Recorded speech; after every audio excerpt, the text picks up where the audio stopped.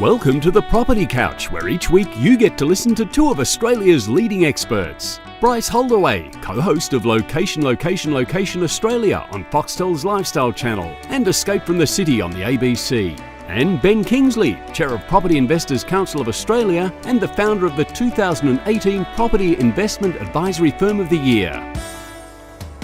All right, folks, you're on the Property Couch where each week Ben and I bring you the insider's guide to property, finance and money management. Hello, Ben. Hello, mate. How are you? I'm very good, thanks. Very good. Hey, did any of your... I was going to say, did any of your mates from black and white territory sort of get into the AFLX, but no sort of captains or anything? Yes. There were Fremantle captain. I think we got 3 players. Yeah. More than Fremantle. Yeah, but... How many did you get? 2. Well, the captain. So, yeah, and our captain too. But we obviously did no research on this at all. But he wasn't a captain of one of the teams. Oh, it doesn't really matter. So I don't know why they picked Scotty. He would admit then? he's slow. It's meant to be a quick game, but he's smart. Hey, we've got a very serious topic today, so we do. Can't get distracted by footy. As much as you and I would love to, well, but people write into it and say that was so the first 100 episodes. Don't do it in the last 100 episodes. We have got a wonderful guest today. We do. And if anyone wants to know what it's like to go from riches to rags and back again, Ben, this is a good story for them. Yeah. 30 properties and then faced bankruptcy. Yeah. Wow. Fascinating story. I would love to read her memoirs if she ever decides to write them, because it's a interesting life she's had. She has had an interesting life. So we've got Julianne Cairns, Ben, who will come on. We'll talk about that shortly. But basically, she worked out that despite having all this money, it really comes down to getting the basics, the foundations right, and she talks all about that. Can't wait. In the episode. So what I want to say to all of our community, Ben, is this is one of those ones where I think you've got to press in and get all the way to the end. Lean in. Because I reckon there's a part of the topic that we're going to talk about today is, and because she lives in New Zealand, we had to pre-record this, Ben. Yes. So which is why we have this advanced sort of notice of the wisdom. But Yep. press in, because I reckon some of what she'll talk about, you go, easy to dismiss. But I reckon if you press in and wait to the end and really let it land, I think it'll really be powerful stuff. So I'm looking forward to that interview. But before we get there, Ben, Well, she chooses her words very carefully, doesn't she? she does Very, articulate. Very articulate. So I really enjoyed it. Yep, terrific stuff. So press in, folks. We'll see you at the end. And to stick around till the end, Ben, we've got 2 copies of her book, Ooh. which we're going to give away. Wow. So we're going to talk about how you can get a copy of that. Yep. At the end of the podcast. Sounds good. But it's well worth trying to get a copy. But Mindset Minute today, Bryce. What do you got for me? ooh, like it when he's on the ball, hey? Hey, mine's really simple. Dave Ramsey in the US, Ben. Yes. Money is simple, behaviour is hard. And the reason I did that is because it's a segue into our guest today. Money's simple. When you think about it, in our book, if you have a look at the process of managing money, it's pretty straightforward, but it's the baggage that comes around what comes between your ears, which is really what stuffs it up. So money is simple, behaviour is hard, and I think that's a really good segue into today's topic. So without any further ado, Ben, Let's get on with it. let's go and talk to Julianne Cairns. All right, Ben, as you know, we're very lucky to have a very special guest today. Super excited. We're talking to Julianne Cairns, and her life mission is to empower people to live an abundant life free from false beliefs. In this spirit, she wrote The Abundance Code, How to Bust the 7 Money Myths for a Rich Life Now, and has spearheaded the Abundance Code documentary to help people everywhere make a shift to the abundance mindset and seek joint solutions to the most pressing challenges facing our planet. Now, Ben, we're also talking to Julianne as she's currently in New Zealand, in the wonderful part of Queenstown. I think we'll get to that in part of the story. But first of all, welcome to the Property Couch, Julianne. Thank you. Thanks for having me on. It's a pleasure. Ben and I are we like to model to our, we've got a business here. We like to model to our community that we're lifelong learners. So we had the opportunity to travel over to the States last year, where you actually were a keynote speaker, and Ben and I were sitting there, and I remember Ben just looking at me and goes, we've got to get Julianne on our podcast, didn't you? Yeah. Well, when you went from scarcity to the abundant forest, now that won't mean anything yet for a lot of listeners, but it was just it resonated so much for us in terms of money has to have a purpose, right? In terms of success. Success is really about being happy and then coordinating all the things you want through the success that you achieve, right? Which brings back to the happiness. So it's almost this perfect circle. And I think, your journey speaks of money in different ways and what you've learnt about it and whether it controls you or you control it and then obviously finding peace in other means other than just financial reward. Well, that's what I'd like to dive into, Julianne, because you talked about in that talk, and I'd love to find a bit more, because what really resonated with me is you said you were chasing things and something happened and you pivoted to chasing experiences. So can we talk a bit about your backstory and how you arrived at that sort of moment in your life? Sure. Well, I've had a lot of ups and downs in my financial life. You could call it a bit of a roller coaster ride. Way back to childhood, I grew up in Canada, and I grew up in quite a prosperous family. My father was a very successful surgeon, and my parents had invested in property, amongst other things, and had basically achieved all of their dreams, the dreams that they could imagine at the time, which was, have their dream home, living on the shores of a beautiful lake in Canada. We had a couple of airplanes that my parents liked to fly themselves, and my brother was at a very prestigious boarding school, and everything was going great, right? And I'm projecting a little bit here as to why it all fell apart for them, but it did. They kind of went on this spiral. They got everything that they wanted, and then they kind of went on this spiral where they started to drink a lot, and it all just basically unraveled. So that by the time I was about 11 years old, my parents divorced. Within a couple of years, I was living with my mother, who had declared bankruptcy. All this kind of crazy stuff had gone down in the family. It was just totally nuts. And all the money was gone. Yeah. And I was living with my mother, kind of being assisted by welfare. And so that was a big roller coaster early on in life for me. And then later on, when I was a teenager, I think I spent a couple of years being depressed after my parents broke up and lost everything. Yeah. And then I had a bit of nobody's going to sort this out but me, right? So sure. I'm going to have to figure this out. So I decided to go and study, finance and stock market and that sort of stuff, so that I could make a lot of money. Yep. And get back to being rich, because I had experienced being rich and I'd experienced being poor, and I decided I liked rich better. yeah, no doubt. Because in your book you talk about riches to rags and then back again. So I was intrigued to see how that all started. Yeah. Yeah. So I went on this path for a while that was just really, really focused, where I was 100% focused on what could I do to make money. So, as I said, I studied really hard. I got scholarships. I went and studied finance, economics, statistics. I studied in Japan, did an MBA in Japanese. I just went completely full on down that, career success path. Yeah. And ended up working for Reserve Bank of Australia and Macquarie Bank. And so, that path definitely paid dividends for me. Mm-hmm. And then I started investing in property with my partner. And we ended up building up a property portfolio of about 30 investment properties on the Gold Coast. What year are we talking? What era did you do that? We're talking from about 2003 through to 2008. Wow. Sort of era. Yeah. So we're talking off the plan type stuff, or were you buying existing properties, or? No, there's a whole backstory around that. But we basically identified a suburb that was undervalued, and we just went heavy into that suburb because we knew that it was going to pop. Are you at liberty to disclose that suburb? Sorry? Are you at liberty to disclose that suburb? It was a suburb on the Gold Coast called Mullendiner. Oh, yep, know it. Which is next door to a suburb called Ashmore. Yep. And Mullendiner used to be a housing commission suburb. Yep. So it had a lot of really scrubby properties in it.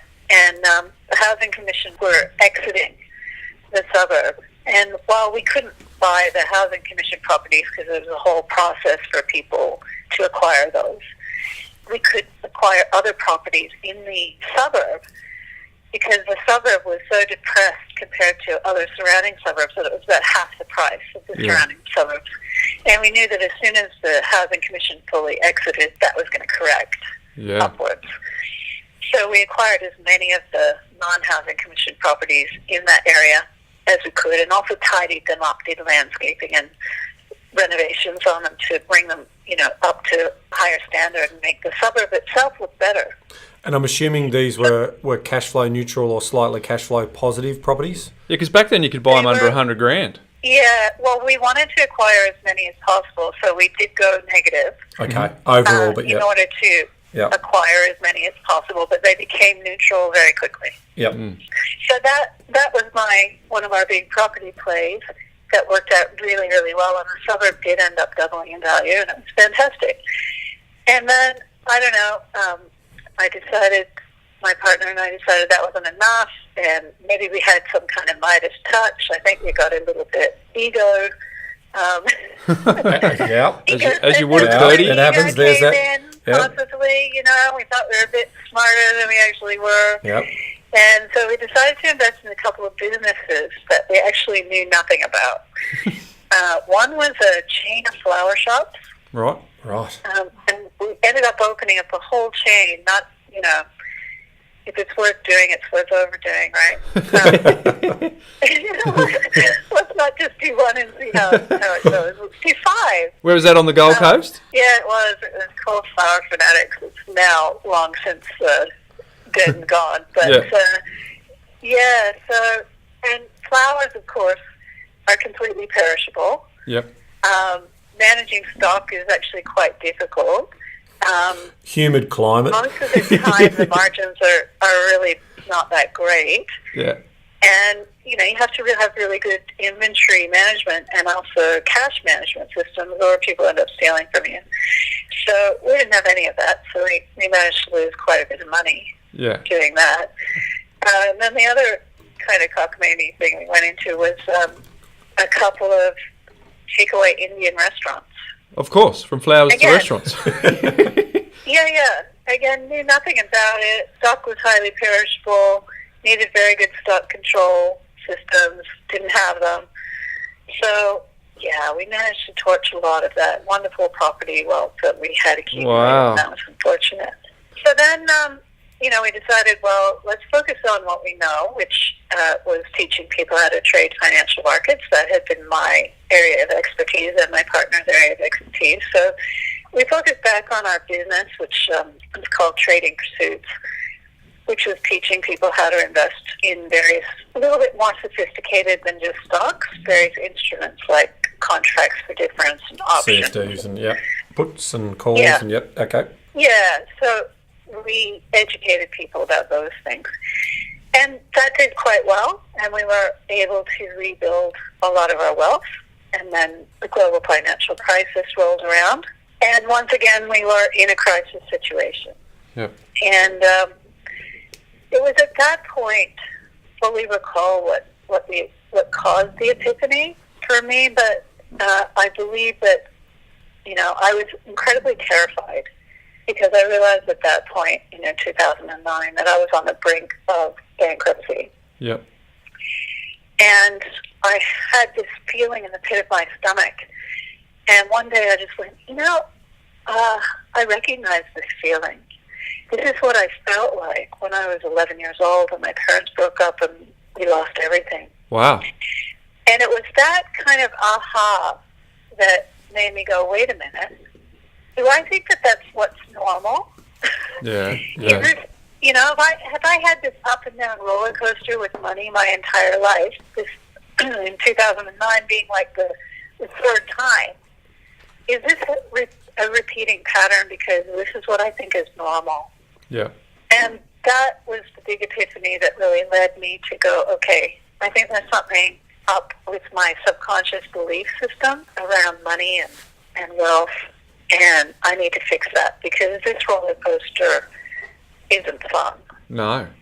But you're in the pit of, I would be suggesting financial desperation. That's quite a wise thought process when you're probably thinking, how do I keep the lights on?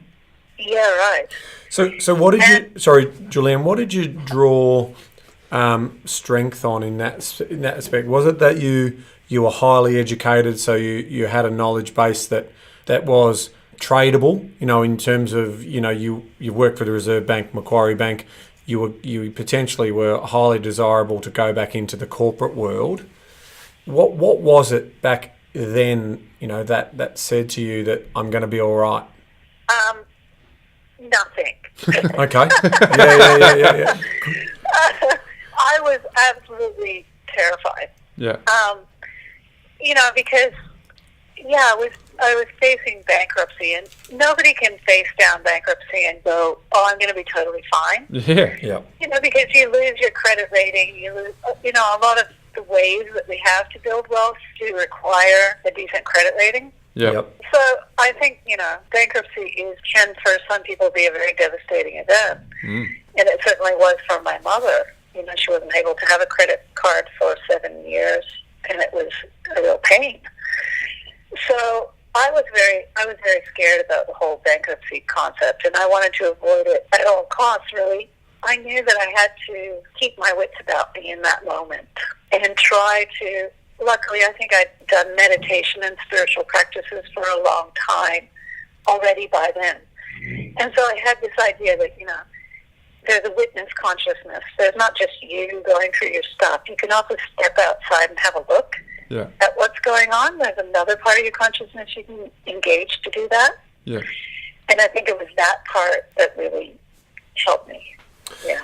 Now, at this stage, with your partner at the time, was this something you were going through together? Yeah, I think that just being able to step outside myself and take a look at the situation, and also an awareness that when you're going through something really tough, you can ask for higher guidance. You can ask for strength. Not necessarily asking for the situation itself to change, but just to give you the strength and wisdom and intuition to get through it. And I definitely was doing that kind of thing at the time. Yeah, I bet you were. And I'm fascinated on how you, because your book is around money belief. Yeah. Because clearly you've mastered what it means to break and rebuild new beliefs. But back then, when you're having this epiphany, what was the next step for you to get on that path and reprogram those? And for the benefit of our listeners, what are some of the takeaways if someone else is listening to this and finds themselves at that same point? Yeah. Well, luckily someone had given me a book just before all of this crazy stuff went down called The Power of Your Subconscious Mind, which is a classic from like 1963, written by Joseph Murphy. So I had that book, but I hadn't read it. And then I just pulled it out of my bookshelf and went, oh, maybe this could help me. So I started delving into how our subconscious belief systems work. And that's quite a rabbit hole, as it turns out. Yeah. And I did go quite deep on that rabbit hole. And so that was a whole period of study. And I applied the principles in the book to try and reprogram my own subconscious beliefs. And lo and behold, things did start to turn around, and I was able to avoid bankruptcy. Nice. Well done. It was not easy, but it did turn around. And I do think the turning point was realizing the problem was not at the conscious level, because let's face it, as far as knowledge goes, I had spent 9 years at university studying the stock market, finance, and everything related to that sort of stuff. I had all the knowledge I should need. Yeah. Right? I also was highly motivated and had a very strong desire. So those were not my problems. My problem was something else. And I realized through my study of the subconscious mind that if your beliefs do not align with your conscious desires and your conscious knowledge, it's the beliefs that win every single time, because your subconscious systems in your brain, and this is not even woo-woo, this is actually brain science. The subconscious and more automated systems in your brain have much more processing power. And so when we learn something, we learn it first consciously, and then it kind of gets shunted down to our subconscious automated systems, right? Yeah. And the reason for that is because they don't actually have that much processing space in our conscious level. We have much more processing space in our subconscious and automated systems level. So it's like if you're trying to figure out a problem consciously, that's like using a 50-bit processor for the problem. Yeah. Whereas if you're working on it subconsciously, it's like using a 500 megabit processor. So the subconscious always wins. Yeah, because I always think that the way it's explained to me is your subconscious never forgets anything, but your conscious can. Yeah. So if you hang around long enough, or you, like you say, do the work that you're prepared to do, it's there and it'll pop up. Because we recently had our staff conference. We had a speaker there, and he was talking about his own experience where his belief was around the fact that people who had money were not good people. They were actually terrible people, right? That was the belief that was ingrained from an early day. So very, very common belief, that one. Yeah, so he did everything. His subconscious was doing everything he could to protect him, to make sure that he didn't become a bad person by making sure that his money woes continued. But like you say, once you have a look inside, check that out, and realise, hang on a second, that you can actually break this belief. There are actually people out there who do have money, who are good people, who do good things. They pay it forward, and if I model myself on that, I can still protect myself whilst making sure I have some financial abundance. Exactly.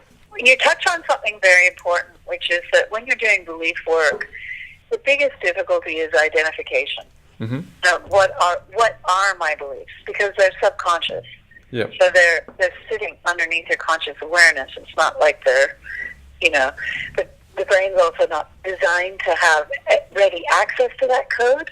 It kind of protects it. So figuring out what your beliefs are is the biggest first step you have to do. Yeah, I mean, and that really was why I wanted to write my book, so that I could show people what the top 7 beliefs about money are, which I figured out not just from my own experience, but because I've interacted with thousands of people who were seeking to increase their wealth by trading. And one of the good things about teaching people who are trading is they're constantly pushing on those money buttons every day, on those belief buttons, because it's a repetitive kind of action. It's an incremental, repetitive action you do to build your wealth through trading. Yeah. So it does bring those beliefs to the surface. So in my coaching with people who were trying to build their wealth through trading, I was able to identify what are the top 7 limiting beliefs that most people have. And so that's step 1 for belief change. Know what the belief is. Step 2 is to then, if it's a limiting belief and it's not helping you, the second step is to weaken it. Yep. And that means to kind of insert doubt around it, look for contradictory evidence, but also recognize why you put the belief in the first place. So in the example you were citing with the guy who wanted to be a good person, we want to keep that part. Right? We just want to be able to change it so that it's not money makes me a bad person. Yeah. It's that I am a good person and I get to have money. Yeah, absolutely. Reframe it. Now we've got your myths here, and before we dive into them, one of the things I wanted to ask you, Julianne, because you've got so much experience with breaking and rebuilding beliefs, is what do you say to the person right now who's listening to this and you used the word before, woo-woo, and I agree with you, sometimes it can go woo-woo, but at the core of it, it's all just about helping you break free of some of these belief patterns that are not serving you. But what would you say, because I mean, there's probably lots of people who've read lots of concepts and they just go, beliefs is all good, just push that aside and let's get into the meat and potatoes and execute and do the mechanics. What do you say to people, that you come across and you're doing this regularly on, how do you get them to just mindfully stop and actually give this the full credit that it deserves? Because it's easy to brush past it, but in my experience, personally and what I've seen professionally, and I don't know if you can draw in your wonderful, wonderful tree analogy here about it. Yes, I certainly could. Forming the basis. But what would you say to a listener who's thinking that heard this before, let's move on and get to the mechanics? Exactly, and it's so common. people want to skip to that knowledge and action part. So let me share my tree analogy. And it's a brilliant analogy. Yeah, we love it. Thank you. It turns out that growing your wealth is quite similar to growing a tree. And growing a tree is something that we all understand the basics of. So let's break it down. If you want to grow a healthy tree, the very first thing that you do is you make sure that the roots are not down, right? Because you can't grow a big tree in a small pot. Yeah. I refer to this like, that's like being a bonsai. A bonsai tree is a normal tree which has been put in a tiny little pot in order to keep it small. Mm-hmm. This is what happens to us when we have limiting beliefs in place. We're in a small pot. We can never grow to our full potential in terms of financial success, wealth, but also even confidence. It cuts across all areas of life. We don't grow to our full potential when we have limiting beliefs about ourselves, about what's possible, about the world, about wealth. When we have those in place, we can't reach our full potential. So the first thing to do, step number one, is do that belief work so that you unlimit the beliefs. Mm-hmm. And so I like that analogy there, Julianne. Sorry to interrupt, but your first instinct when you think the roots aren't straight down, right? The roots have to stretch out, and that gives that foundation strength. So yeah, it's a really good point. Yep. So then the second thing that you do is you put the tree, the sapling, into some really good soil. And the analogy there is that the soil is like your environment. Mm-hmm. So the environment that you put your tree of wealth and yourself into is really important. So that means the people you hang around with, the things that you read, what you expose your brain to. Are you constantly listening to negative news, sensationalist stuff and stuff that's telling you about problems, which you can say are limitations, or are you surrounding yourself with people, ideas that are all about possibility and solutions? Mm. That's a very important choice for everyone to make, and it's important to realize that it is a choice. We do not have to listen to negativity. We do not have to surround ourselves with it. We can choose to have positivity and possibility. Love it. Keep going. You're on a roll. The third element is, a young sapling doesn't have a very strong trunk. And so often when you put a sapling in the ground, you'll reinforce, you put splints around the trunk so that the tree can go up straight. And the analogy here is this is kind of like your value system and your attitudes. It's very important to identify what your core values are, what's important to you, what you stand for. And a lot of people skip this. And they think, I know what my values are. But unless you investigate them, you probably don't. Unless you just take a little bit of time to look at them. They think happiness is over the hill, right? They look external rather than internal, don't they? And the happiness can be part of the journey, not the destination. So I think it's a really wise point if you can. And we do that a lot, when you sit down in your goal setting around money management, and this is why we got you on, because we've always said money for the sake of money is a complete fallacy. There is just no value in that at all in terms of what it allows you to do and how it aligns you to your purpose and your goals is everything. Exactly. And even, I would say, happiness as a goal is quite a fragile goal. Yeah. Because sometime in your life, you're going to have circumstances and situations where you're technically not going to be happy. But that does not mean that you're failing in life necessarily. So I like to kind of reframe that a bit and say, well, probably what you're more interested in is meaning. Yep. Having a meaningful life. And having, a friend of mine says, someone raised this with her when we were doing a workshop, and she said, well, but if the purpose of money is to be happy, and she went, no, that's not the purpose of money. The purpose of money is so that you can be present. So you can be present to everything. Like if your partner is going through cancer, you're not going to be happy, right? Yeah. And if you were, you'd be a jerk, probably, right? Yeah, of course. Yeah. Right? Yep. So there's definitely times when you're not going to be happy, but financial freedom gives you the opportunity to be present. You have choices. Yep. And that is, I think, more important than chasing happiness. Chasing money, chasing happiness, that's all quite fraught, because when we don't get it, then we assume that we're unsuccessful. Whereas looking for meaning is a bit more meaningful. Yep. Terrific stuff. So we've done, obviously, the beliefs of money. That's about where the roots spread out. We've talked about the trunk in terms of the internal attitude, and the soil being the external influences. Where do we go from there? So then when you have all of that in place, then it's time to look at, okay, what is the right knowledge and the right action for me? Mm-hmm. When I know that I have got my beliefs aligned with my values, I have got my environment aligned with supporting me, everything is aligned.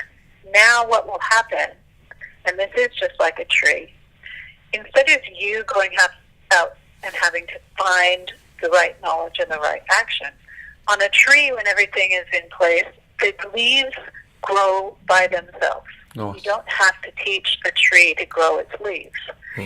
Wow. So the leaves in this analogy represent the knowledge and the actions in the world. What will happen is when you focus on getting those foundations right, the right knowledge and the right action will present itself to you, and it will be quite obvious. Mm. Now, people who are used to jumping to the knowledge and action part first and not getting those foundations in place, which is like watering the leaves of a tree instead of watering the roots, they won't understand that experience. They'll go, no, you have to figure out, you have to make an action plan. You have to have a goal, make an action plan, and you do it that way. It's like, yeah, okay, that's one way. The other way is to get alignment on all those levels I discussed, the belief level, the environment level, the attitudinal level. And then what happens is you figure out what to do intuitively. It just kind of comes to you. Yeah, it's a wonderful I'll give you an analogy. Yeah, it's a example. beautiful analogy, and I love the finish, right? I mean, the tree bears the fruit, right? And it's A tree is known by its fruit, right? when the alignment's Right. there, the fruit is delicious and beautiful and easy to consume and abundant, which is, beautiful. Yes. You were going to go for an example there? Yeah, so I currently live in Queenstown, New Zealand. I moved here in July last year. But the decision to move here occurred basically over a lunch. I went to lunch with my partner, and we didn't even really talk about life, the universe, and everything. It was just kind of, relaxing, chilling out, having a nice lunch. And then the next day, the idea came into my head, and it was like a piece of toast popping out of a toaster. Right. We should move to New Zealand. Well, many people have that thought, but they don't act on it, right? No, so that's right. what was Right. Knowledge But and action. what came with that thought was just a complete knowing that was true. nice? That was true. And even if I couldn't see all of the reasons for it, I could see some reasons, like New Zealand has a better tax structure. Queenstown property is doing great at the moment. Sydney property was tailing off. It was maybe a good time for us to get out of that market. There were some reasons that I could see, but I also knew that I couldn't see all the reasons. I could just go with the feeling that this was the correct decision. And within 48 hours, I booked an agent. I had my auction booked. It was all set to go, right? Like, I did not mess around. I No. knew it was the right decision, and I completely acted on it immediately. Wow. And what have been the And as benefits? it turns out, I got out at the very top of the market. Yep. Yeah, and was able to roll into some great property here in Queenstown. So, yeah, in hindsight, a lot of things are in alignment and lined up that I couldn't have even possibly seen, but it has worked out really, really well. There was no ties, like your partner didn't have any, because there's these mooring lines that we often talk about that stop us from, taking the adventure like you've just done, Yes. knowing that it's right. But again, if it's just it's a fleeting thought, but coming to that conclusion has obviously come after lots of reflection and conscious thinking and subconscious thinking to sort of say, so when the toaster popped up, it was a clear indication. Well, what's interesting with my partner and I is a lot of subconscious work has been done on that side as well. So that's always really good when you're dealing with someone who has done the work too. Yeah. But also, we've done, because we worked together for a long time, we've done personality profiling on ourselves, and we understand our various skills and strengths and weaknesses quite well. And one of my strengths is that toast popping thing. Ben would relate to you. It doesn't happen all the time, but I know, and my partner also knows, that when I have a toast pop moment, that it's better if she trusts it. Yeah, better roll with it. Absolutely. Yeah. Hey, it's just lucky. Yeah. Well, not lucky. Well, no, you've done the work. Yeah, you've done the work. That's right. It's not luck. You've done the work. Done the work. Hey, Julianne, you in the book you've got 7 myths. The first one is scarcity. The second one, time equals money. The third myth is work equals worth.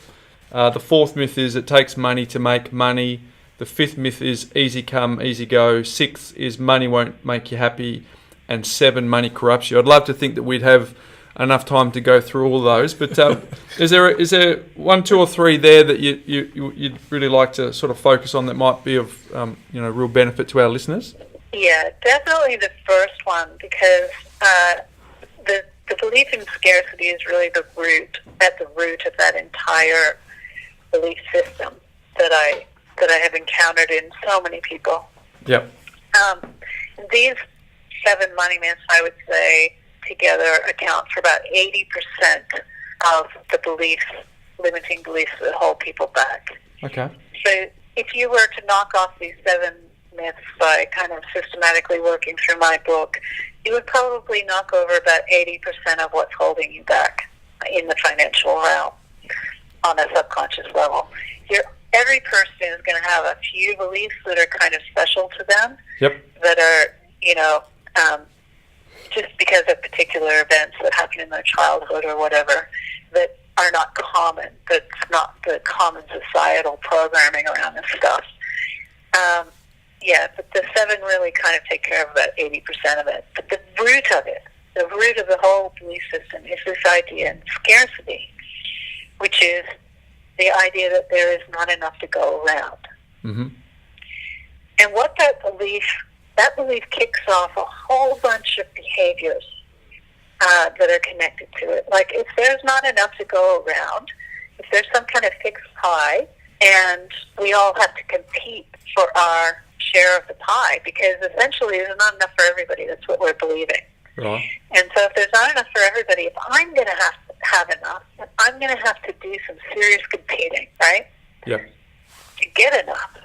And that means if I'm competing, I'm basically an adversary in whatever environment I'm in, whether it be the work environment, the school environment. And the way that we measure in our society reinforces this. The way we measure education, measured against each other and ranked and all that kind of stuff. So it is basically a competitive format. Same in a job, the promotion goes to the person who plays the game the best. Yeah. Competes the hardest. Isn't necessarily a meritocracy, but the person who figures out how to play the system the best. And so we're inculcated into this idea of competition, and what competition throws up is emotions like jealousy, envy, anger. A lot of the negative emotions that we experience can be traced back to our idea that there's not enough, so I have to compete to get my fair share. So if we change that one idea from there is not enough to there's more than enough, there's more than enough for me and everyone, then that completely changes the game. Yeah. That means that we no longer have to be jealous, envious, competitive. We can be collaborative. We can be celebratory of other people's successes and our own without we can see other people's successes and go, that's amazing, and I can have that too. As opposed to in scarcity, we see someone's success and we go, that's amazing, good for them, well, boo for me.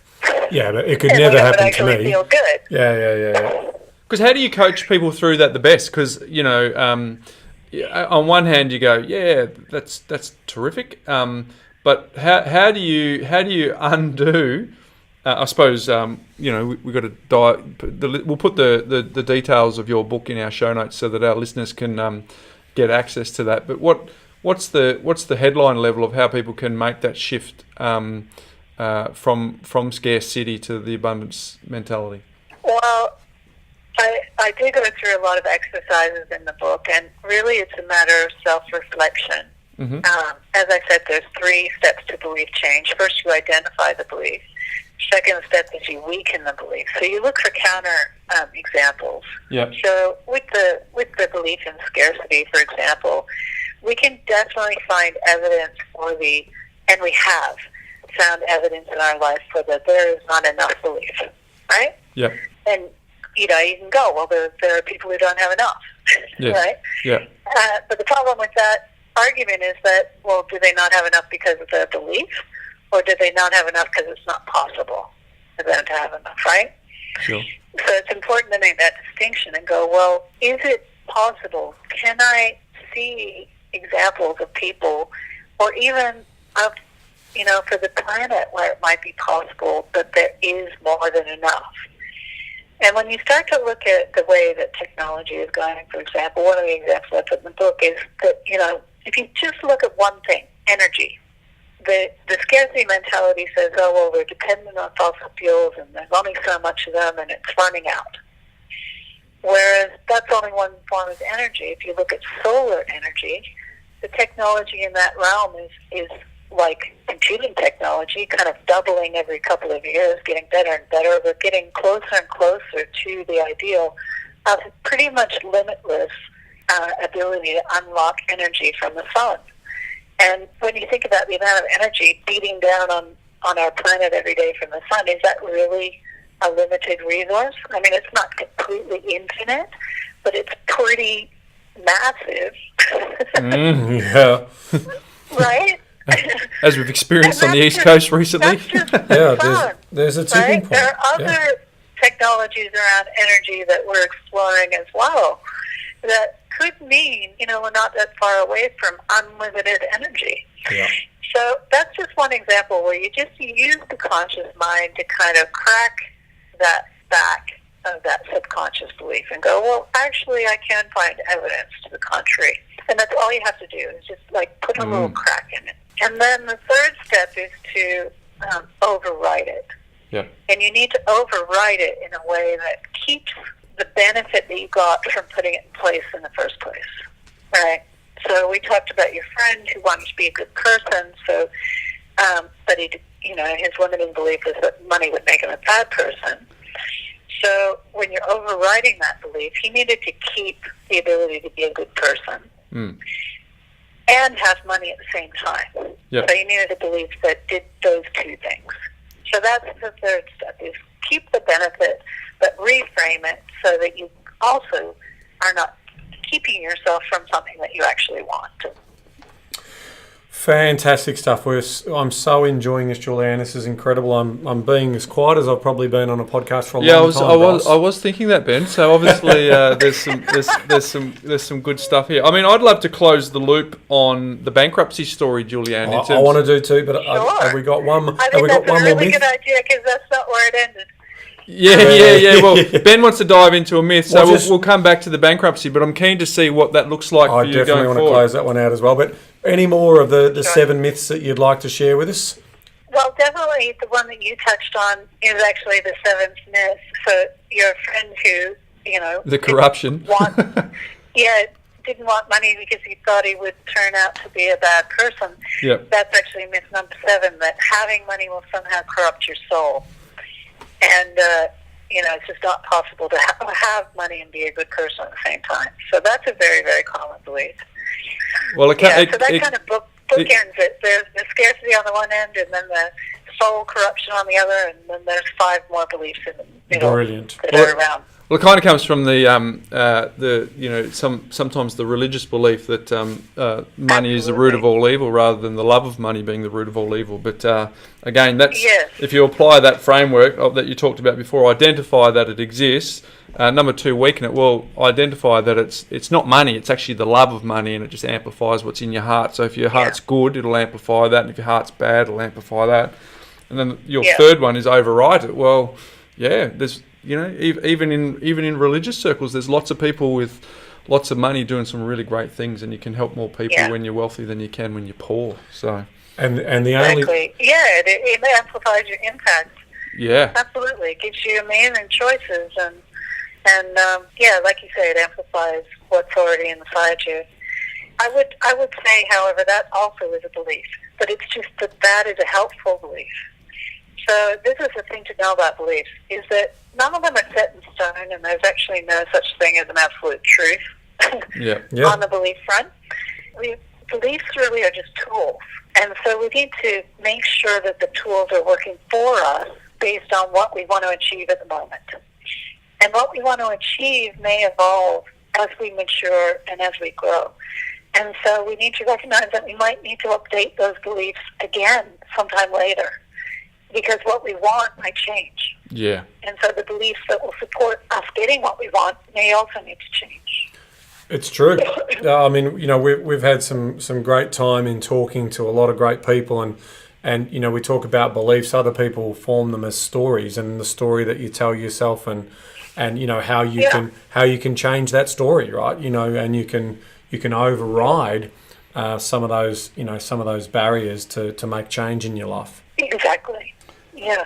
So the point of what Ben was saying there too is that particular influence is saying that you're the storyteller. You're the person with the pen in your hand. You're not just acting out the script. You're actually writing the script, and what you overlay that with what you're saying. Well, if you're the person with the pen in your hand, and you can 1, identify the belief, 2, weaken it, and 3, override it, then it's really powerful to know that you're in control. You can change these beliefs, and as per your wonderful tree analogy, that means that people can enjoy much better fruit in their life as a result of doing that. So Ben and I were, you got up on day 3 of a very busy schedule, and it was a nice breath of fresh air to hear what you had to say. It made a lasting impact, and I reached out to you, and I'm really pleased that you came on. I'm keen to find what that close it out. What it looks like for you to have gone from using your words, riches to rags, and back again. With respect to bankruptcy, I'm pretty certain I know the answer where you went. But what I'd also like to know is what going forward. Has your belief rebuilding patterns meant that you forever see abundance? You don't fear bankruptcy ever again. You're making great decisions with money. What does life look like for you now that you've been the beneficiary of some of this wonderful work that you and your partner have done? Well, I would say that belief work is an ongoing thing, definitely. Agreed. Yep. And my life has transformed enormously, and that's on so many levels. Financially, nowhere near bankruptcy, in a very comfortable financial position now. Have rolled back into property, now doing quite a lot of property in Queenstown. But also I'm a big investor, so I have quite a stock market portfolio as well, because that's one of my things. That's my area of expertise. Yep. So wealth-wise, definitely huge turnaround. Yeah. When we were facing bankruptcy, and I can just give you a little snapshot of that. Please. When we were facing bankruptcy, we were about $3 million in debt. Oops. In our business. Oops. And then after doing this belief work, we managed to turn that around to $3 million in the bank in cash. So that's a $6 million turnaround, and that turnaround occurred in about 4 years. Wow. Okay. And that was right after the global financial crisis. So that was, not a great time for business. A lot of our so-called competitors, even though I don't like to look at things in a competitive framework, were going out of business at that time. So it was a tough business environment. So that just underlies the incredible power of doing belief work. And Julianne, can I sort of jump in there? At the same event that we saw you speak at, I met another guy who lives in Mexico, and he told me the story about how he was in $27,000 worth of credit card debt. His income was $500 a month, and the interest rate on the credit card, I can't remember it quote, but it was in the 70% range, right? So on paper, almost impossible to pay that off. And so, and now he's certainly not enjoying the balance sheet that you've just described, but he is now well and truly back in the black. And all it came down to, and this would come as a huge surprise to you, was to change his belief, and actually went to work, changed the belief, believed that he could get out of it, and now the debt has been paid off, well and truly in front, and now in a position where he can share his transformation. So, on the scale that you're talking about, well, it's just numbers. That's the other thing. Is like, what he's talking about may have felt just as huge to him as the numbers I was dealing with. I was just a little more used to dealing with a couple more zeros. Yeah. Right? And it really, that's what it comes down to is, we can't imagine things that we're not comfortable with, but that does not mean they're not possible. Mm. Right? And so if we do the work to expand what we can imagine and what we think of as possible, it becomes possible. Yeah. Well, I mean, we're a big believer of this whole idea that exactly that when it comes to planning, your destination in terms of what you're trying to achieve to align with your values. So we're very much on that whole plan, the numbers, and then it's about judgment call.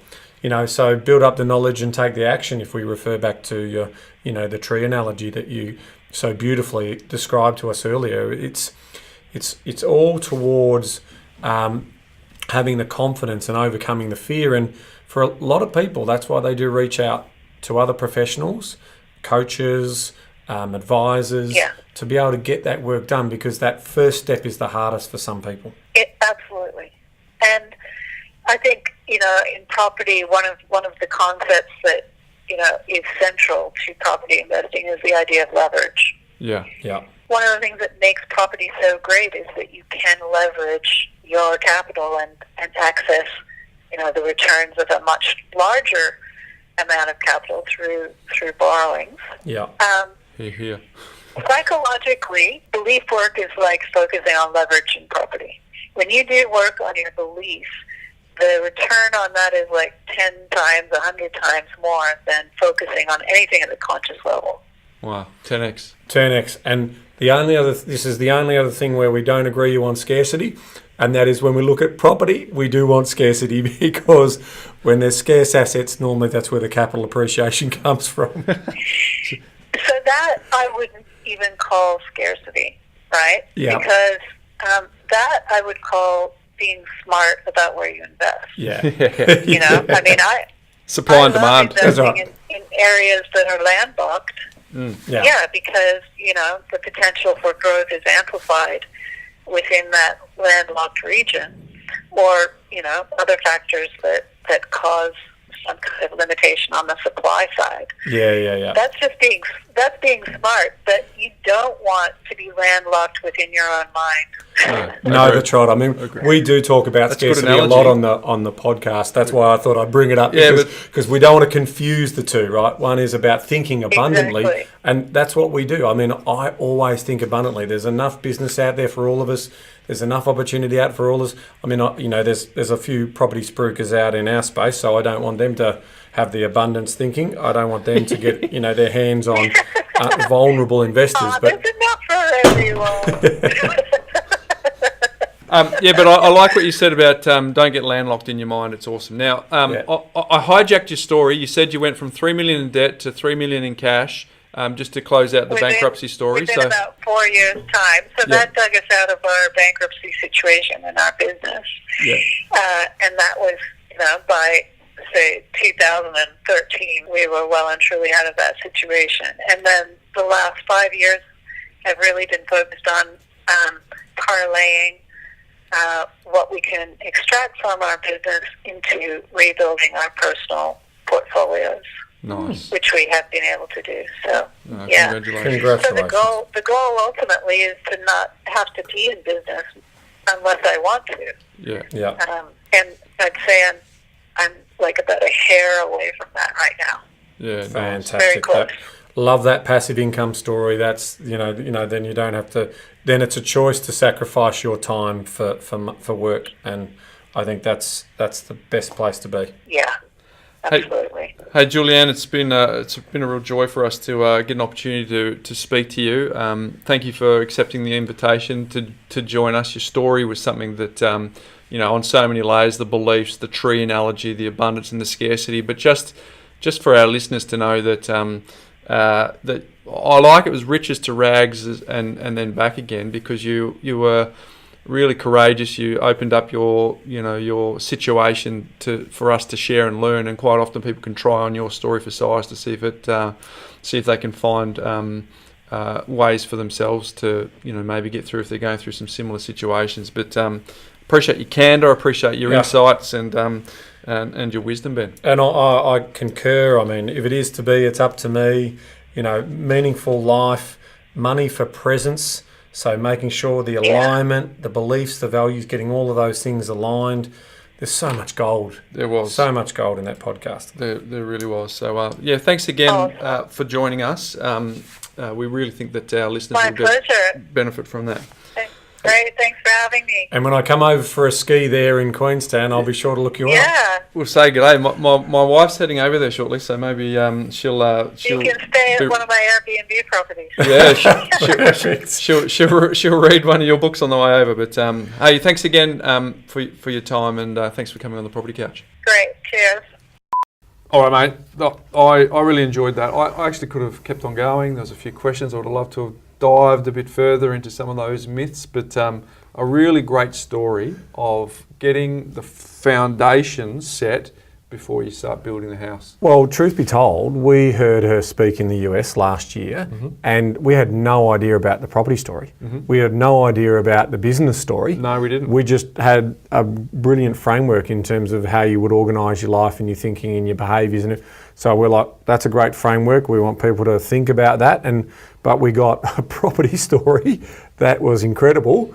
And then, yes, the rags to riches to rags to, riches to rags to riches again, like very interesting. I loved her aha when she talked about the fact that when she was facing bankruptcy, she had the same feeling in her stomach as when her parents divorced when she was 11. Yeah. And then just the perception to go, oh, hold the phones.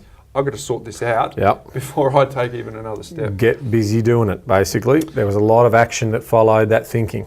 So, Bryce, how do I get a chance of winning the book? Well, she has got a wonderful book. It's the 7 myths. It's called The Abundance Code, 7 myths that you'll go through. So if you want to get a chance to win that, Ben, all you need to do is go on to the socials, Ben. All of them? It's just the Facebook socials. Right. So you don't have a chance of winning because we know you're not on there. It's not true. I do. There'll be a picture of the book, Ben. Yep. And all you need to do, Ben, is 25 words or less. Tell us why you need the book. Why do you need to know your money beliefs? Simple as that. So it can be funny, it can be serious, it can be all sorts of things. I mean, we all... Be creative, Ben. Yeah. And who knows, we might, if we run out of those books, we might just throw a couple of our books in for some really creative ideas. Okay, all right. Well, there you go. You've heard it here. We're on a book giveaway, but specifically the Abundance Code. You want to get your hands on this, folks. So all you have to do, Ben, go onto Facebook, tell us why you need a copy of it. So finishes on the 25th of February. Ivis, you'll be happy that I announced that, won't you? So the 25th of February. So get on. Let us know. We'd love to hear. What are you waiting for? So very, very good. Thanks again to our very special guest. Thank you, Julianne, for coming on. Now today, Ben, my life hacks are all around money hacks. I'm doing a little period of that. Yes, Ben, sounds good.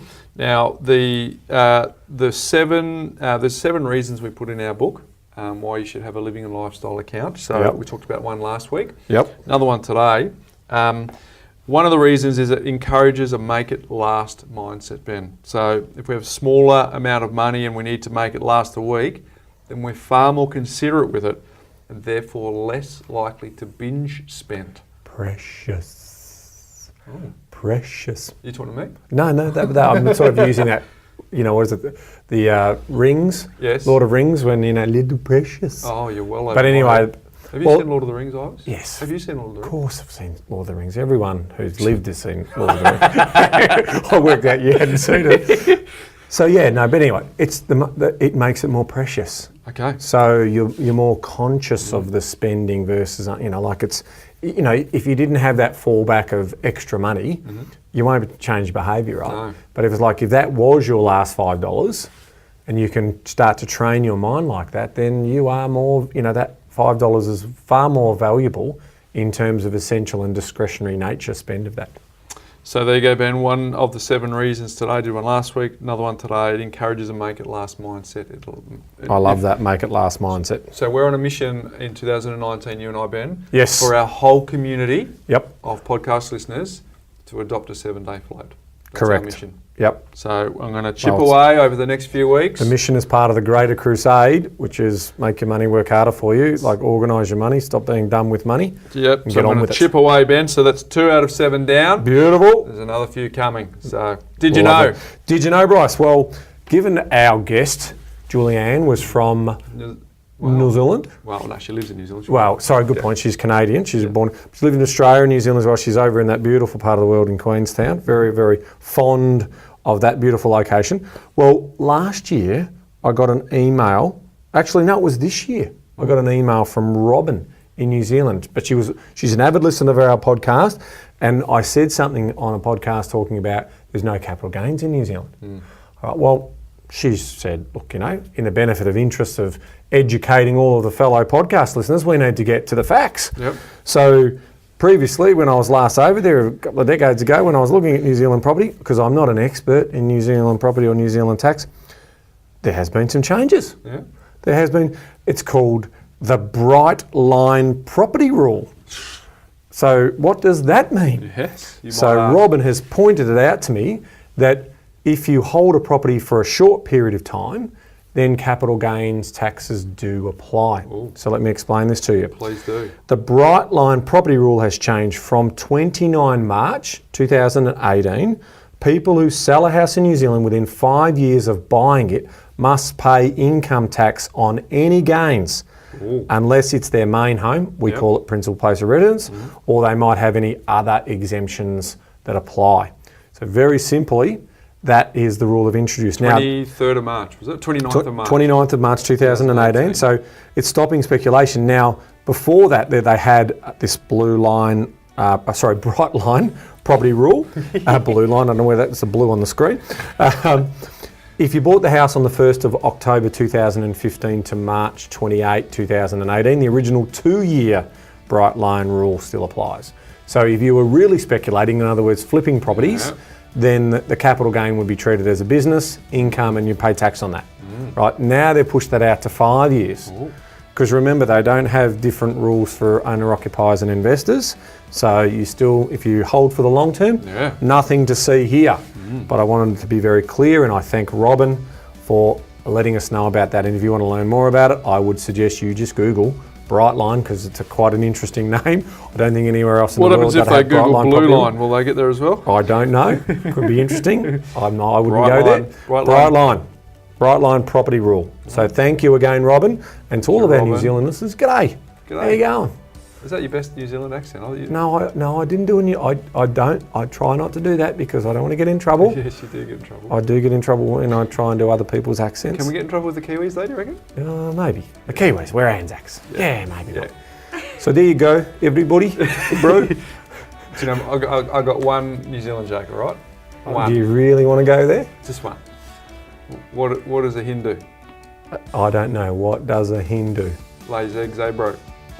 There we go. That's a dad joke if I've ever heard one, but thank you, Bryce. Mate, on the spot. I thought it was all right on the spot. I thought it was a tough crowd. So, all right, mate. But until next week. Knowledge is empowering, Bryce, but only if you act on it. Well said. See you next week, folks.